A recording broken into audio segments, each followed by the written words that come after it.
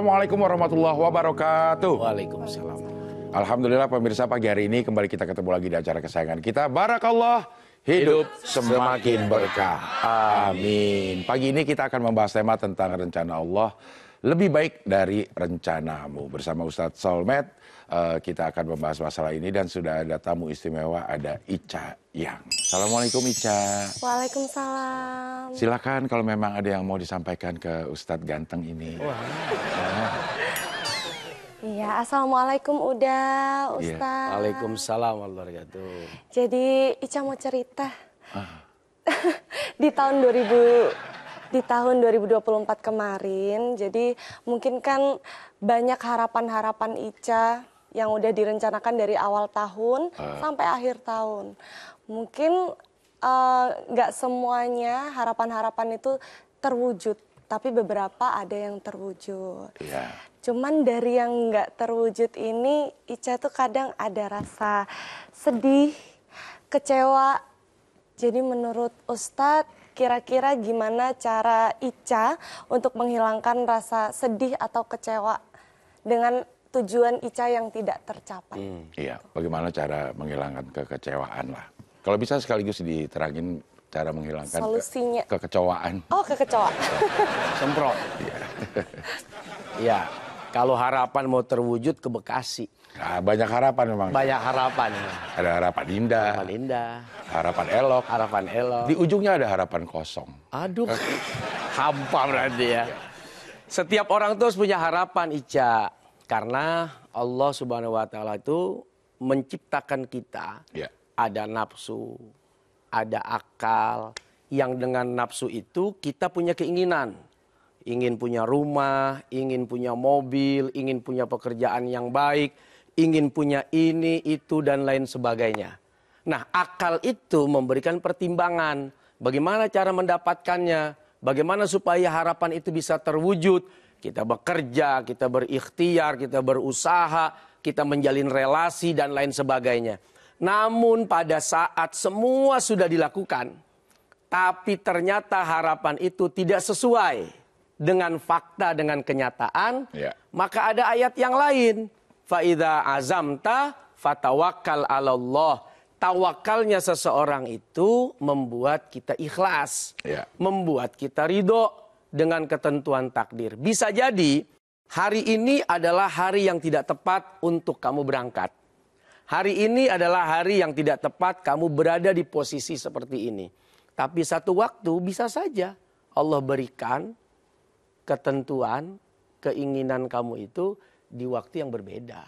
Karena dianggap ini sudah waktunya, sudah saatnya. Sama lah seperti kita manusia lah. Saat kita berkendara mobil itu kan udah usia berapa sih? 17 tahun. 17 tahun. Walaupun bapak kita kaya, walaupun ibu kita kaya, tapi kalau masih umur 10 tahun, kan nggak boleh juga mengendarai mobil. Artinya belum tepat. Belum waktunya. Nanti kalau udah waktunya juga dikasih. Gitu, Cak. Sabar ya. Sabar. Tapi kan kita kadang-kadang waktunya kapan ya gitu. Ya, soal waktu itu kan Allah yang tahu. Itulah takdir. Ada qadar. Qadar itu takaran, ukuran. Kapan sih ukuran manusia ini pantas diberikan? Ya Allah yang tahu. Kapan sih ukuran manusia ini tidak mampu dalam melewati ujian cobaan? Ya Allah yang tahu. Sehingga tidak mungkin seseorang itu diberikan cobaan, ujian, kecuali takarannya pasti mampu, gitu. Walaupun seberat apapun atau sebanyak apapun cobaan itu. Ya, kalau ringan cobain nih. Kalau dikit emang cobain sih, ya. Kalau berat cobaan. Kalau vokalis juga Kurt cobain. Kurt Cobain. Oh, Kurt Cobain, ya. Jadi sebenarnya wajar kalau kita punya kepengenan tuh wajar. Wajar kan? Nggak usah ditekan itu keinginan itu, nggak usah ditekan atau ya, gimana? Memang instrumen yang Allah kasih itu tadi udah ada akal, ada nafsu, bahkan lebih dalam dari itu ada hati kan. Hati itu yang mempertimbangkan enak apa enggak. Secara akal, gua sikat mah gak ada urusan, namanya juga bisnis. Tapi kan kalau dibilang enak ya memang enak. Dibilang asik ya memang asik. Iya. Enak. Asik, iya. Enak diasikin.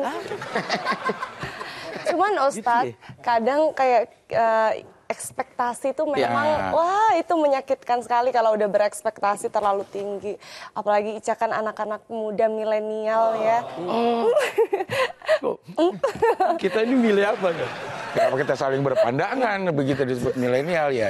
Biasa Gen Z itu kayak selalu punya angan-angan, harapan tuh terlalu tinggi, maka dari awal tuh udah ekspektasinya tinggi. Jadi kalau udah nggak dapet itu kayak kok gini sih? Dunia nggak adil. Iya, dunia tidak berpihak pada kita gitu. Ustaz. Ya Gen Z memang harus banyak angan-angan. Kalau genjot udah nggak usah.